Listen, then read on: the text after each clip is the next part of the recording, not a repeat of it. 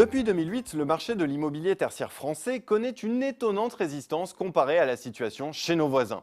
Alors comment cela? Eh bien, les loyers n'évoluent quasiment pas alors qu'ils avaient chuté au début des années 90. Mais alors, quelle crédibilité accorder aux chiffres actuels? En effet, le fossé se creuse entre loyers affichés et loyers réels. Cette situation, elle est connue de tous les acteurs, mais tous s'en accommodent. Alors pour décrypter la réalité du marché, je reçois Michel Mondet, président d'Aquéance Consulting. Bonjour Michel Mondet. Bonjour. Alors quelle est l'ampleur de ce fossé entre loyers réels et affichés et comment en est-on arrivé à cette situation? Eh bien, il est quasiment impossible de donner un chiffre précis sur l'écart. Ce dont on est sûr, c'est que certaines franchises de loyer peuvent atteindre 9 à 10 mois, ce qui est considérable. La raison principale est bien entendu le besoin de maintenir une valeur d'actif pour éviter les dépréciations, en maintenant une rentabilité grâce au maintien du loyer facial constant ou élevé.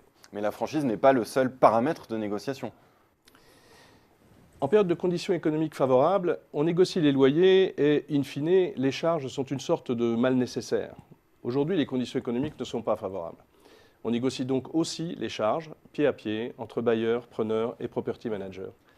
C'est évidemment encore plus vrai quand on parle des centres commerciaux. Et c'est bien entendu sur les dépenses de travaux qu'on va négocier le plus. Au final, on a tendance à négocier une sorte de package loyer plus charge. Mais alors comment cette opacité se traduit-elle aujourd'hui dans les contrats entre les parties? Alors il y a là un vrai paradoxe. Toutes les parties prenantes se plaignent de cette opacité, de ce manque de transparence dans les charges, et pourtant l'étude Aquéance sur les charges immobilières montre que seulement 18% des preneurs font un contrôle approfondi de leur régularisation de charges, alors que de l'autre côté, seulement 14% des bailleurs justifient la totalité de leur régularisation par une note explicative. C'est absolument incompréhensible. Mais finalement, cette opacité, est-ce qu'elle n'arrange pas tout le monde? Je m'explique, le locataire, il va voir son loyer, ses charges réduits, et puis le bailleur, il va afficher un loyer élevé qui va lui permettre de valoriser son actif. C'est mieux que de concéder des avantages que d'avoir un immeuble ou une boutique vacante. Eh bien non, détrompez-vous, 77% des acteurs, aussi bien côté bailleur que preneur, que property manager par ailleurs, sont mécontents de cette situation et se plaignent du manque de lisibilité des charges. Mais pourquoi? Essentiellement pour trois raisons. D'abord, tout simplement parce qu'il s'agit de bien comprendre ses propres équilibres financiers pour mieux anticiper et prévoir ses dépenses et ses revenus. Ensuite, parce que la réglementation technique et administrative sur les actifs ne cesse de se complexifier et rend le métier du property manager de plus en plus difficile.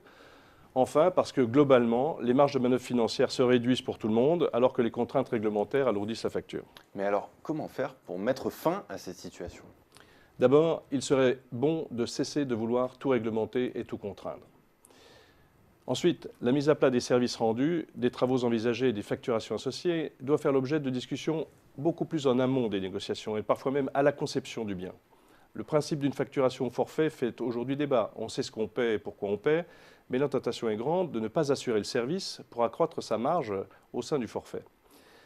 La France, par exemple, ne procède quasiment jamais à une facture forfaitaire de charge, alors que la Belgique facture au forfait pour 57% des acteurs.